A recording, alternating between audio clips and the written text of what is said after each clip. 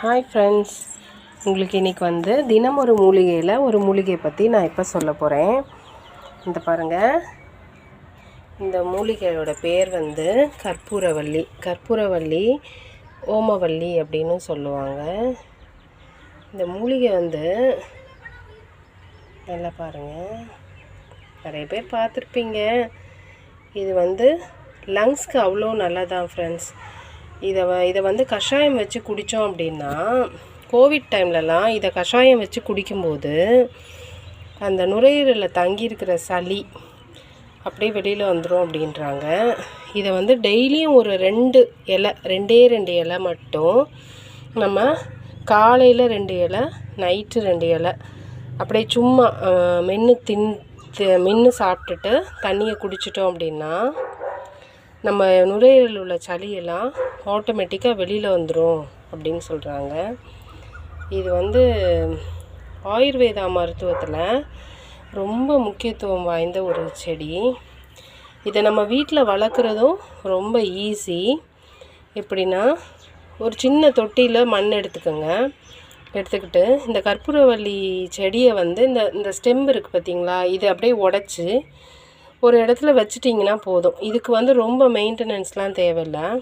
கொஞ்சமாக தண்ணி ஊற்றிட்டு டெய்லியும் கொஞ்சம் தண்ணி ஊற்றுனீங்கனாலே போதும், நல்லா துளிர்த்து வந்துடும். இது தண்ணி இல்லாமல் போனால் தான் பழுத்து போய் காஞ்சி போயிடும். ஆனால் தண்ணியோடு நீங்கள் தண்ணி டெய்லியுமே கொஞ்சம் கேர் கொடுத்திங்கன்னா போதும். நல்லா செழிப்பாக வளர்கிற செடி இது. செழிப்பாக வளர்கிற செடியும் இல்லாமல் இது வந்து நம்ம உடம்புக்கு ரொம்ப நல்லது. இன்னொன்று வந்து இது வந்து பாசிட்டிவ் வைப்ரேஷன் நிறைய இருக்குதுன்னு சொல்கிறாங்க. நம்ம வீட்டு முன்னாடி வாசலில் வச்சோம் அப்படின்னா பாசிட்டிவ் வைப்ரேஷன் கிடைக்கும் அப்படிங்கிறாங்க. இந்த செடி வந்து நெகட்டிவ் வைப்ரேஷனை அப்புறப்படுத்திடுங்கிறாங்க. இதை வந்து முன்னாடிலாம் நம்ம முன்னோர்கள் வாசலில் வச்சுருப்பாங்களாம். இந்த செடி வந்து ஒரு வாஸ்து செடின்னு சொல்கிறாங்க. இந்த செடியை வந்து வீட்டில் வச்சோம்னா ரொம்ப நல்லதுன்றாங்க. இவ்வளோ ஒரு மகத்துவமான செடியை நம்ம வீட்டில் இருக்கும், நம்ம ஆனால் அதை வந்து என்ன பண்ண மாட்டோம், கண்டுக்க மாட்டோம். இது என்ன அப்படின்ட்டு போவோம். ஆனால் நீங்கள் இதை கிராஸ் பண்ணி போகும்போதே ஒரு நல்ல ஸ்மெல்லு உங்களுக்கு வந்து கிடைக்கும். அந்த ஸ்மெல் வந்து ஒரு என்ன சொல்கிறது, ஒரு தெய்வீகமான ஸ்மெல் கிடைக்கும். அந்த ஸ்மெல்லெல்லாம் ஃபீல் பண்ணி பார்த்தா தெரியும். நிறைய பேருக்கு தெரியும், இருந்தாலுமே இது ஒரு ஸ்பெஷல் பிளான்ட்டாக நீங்கள் வீட்டில் வளர்க்கணும், எல்லாருமே வளர்க்கணும். குழந்தைங்களுக்கு சளி இருந்தாலும் கொடுத்தா இது வந்து சரியாகிருங்கிறாங்க. என்ன தான் நம்ம சிரப்புலாம் கொடுத்து நம்ம வந்து பிள்ளைகளுக்கு சிரப்பு கொடுக்குறோம், சின்ன ஒரு வயசு பிள்ளைகளுக்கு சிரப்பு மாத்திரை எல்லாம் கொடுக்குறோம். இருந்தாலுமே இதில் ஒரு 2 இலையை வந்து அப்படியே அனலில் வாட்டிட்டு கசக்கி விட்டு 2 சொட்டு அந்த குழந்தைங்களுக்கு கொடுக்கும்போது மோஷன் வழியாக அந்த சளியெல்லாம் வந்துடும் அப்படிங்கிறாங்க. இவ்வளோ நல்ல ஒரு பிளான்ட்டை நம்ம எல்லாருமே மிஸ் பண்ணுறோம் இல்லைங்களா?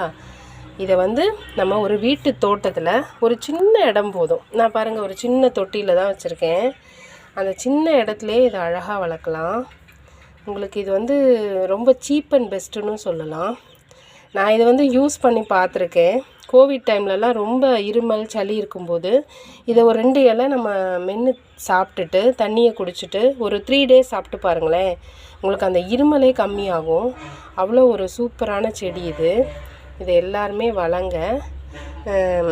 நல்ல ஒரு என்ன சொல்கிறது, ஆயுர்வேதா சித்தா மருத்துவத்தில் இது ஒரு நல்ல ரோலாக இருக்குது. உங்களுக்கு இந்த தகவல் போதும்னு நினைக்கிறேன்.